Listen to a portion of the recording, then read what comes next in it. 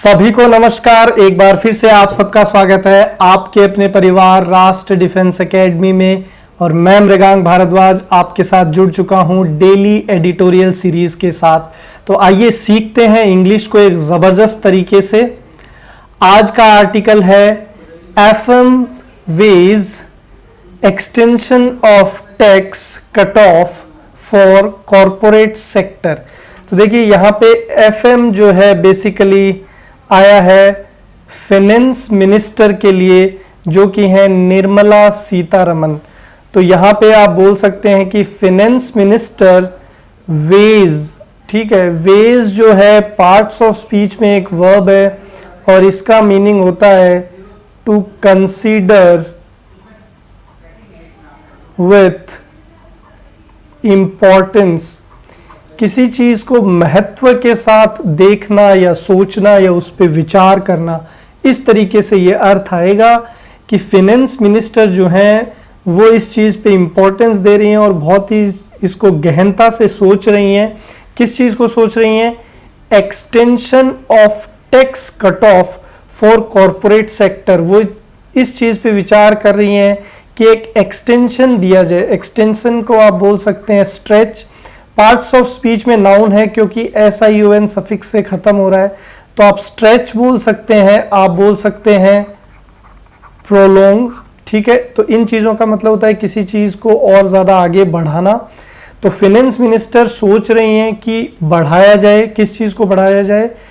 Tax cut of, कि tax में जो कटौती की गई है कॉरपोरेट सेक्टर के लिए, तो उसका जो एक टाइम पीरियड है वो मार्च 31 का दिया गया था और 2023 के लिए 3 साल का एक एक्सटेंशन मिला था। तो लोगों की रिक्वेस्ट पे फाइनेंस मिनिस्टर जो हैं वो इस चीज़ पे विचार कर रही हैं कि उसको और ज़्यादा स्ट्रेच किया जाए और ज़्यादा लंबे समय के लिए छूट दी जाए। And this demand is due to this कोविड-19 पेंडेमिक। ओके, नाउ आगे देखते हैं। Finance minister Nirmala Sitharaman on Monday said. तो फाइनेंस मिनिस्टर निर्मला सीतारमन जो है उन्होंने सोमवार को कहा शी विल कंसीडर। अब यहाँ पे ध्यान दीजिए, विल यहाँ पे हेल्पिंग वर्ब, एक मॉडल। हम लोग बचपन से पढ़ते हैं मॉडल के साथ हमेशा वर्ब की फर्स्ट फॉर्म, तो कंसीडर यहाँ पे वर्ब की फर्स्ट फॉर्म। तो she will consider extending the deadline for availing a lower tax rate. तो उन्होंने सोमवार को कहा कि वो इस चीज़ पे विचार करेंगी कि एक्सटेंड किया जा सके। Extend and extension are almost same in meaning, दोनों का ही मतलब होता है किसी चीज़ को आगे बढ़ाना। तो उन्होंने कहा कि वो इस चीज़ पे विचार करेंगी कि डेडलाइन को बढ़ाया जाए। देखिए डेडलाइन का मतलब होता है लास्ट डेट, तय सीमा, कि इस पर्टिकुलर पॉइंट के ऊपर अगर कोई चीज़ चली जाएगी तो उसके लिए फिर पेनल्टी होगी, उसके लिए फिर कोई रिलैक्सेशन नहीं होगा, तो उसको अपन डेडलाइन बोलते हैं। तो last date for availing a lower tax rate. Availing का मतलब होता है टू प्रोवाइड और टू फैसिलिटेट, कि भाई एक कम टैक्स रेट दी जाए लोगों को, इस पे वो विचार करेंगी और डेडलाइन को भी एक्सटेंड करने के लिए सोचेंगी। और ये जो फैसिलिटी मिलेगी, ये जो रिलैक्सेशन मिलेगा, ये किस पे मिलेगा? ऑन न्यू इन्वेस्टमेंट्स, नए नए जो इन्वेस्टमेंट्स होने वाले हैं उनके ऊपर ये रिलैक्सेशन मिलेगा।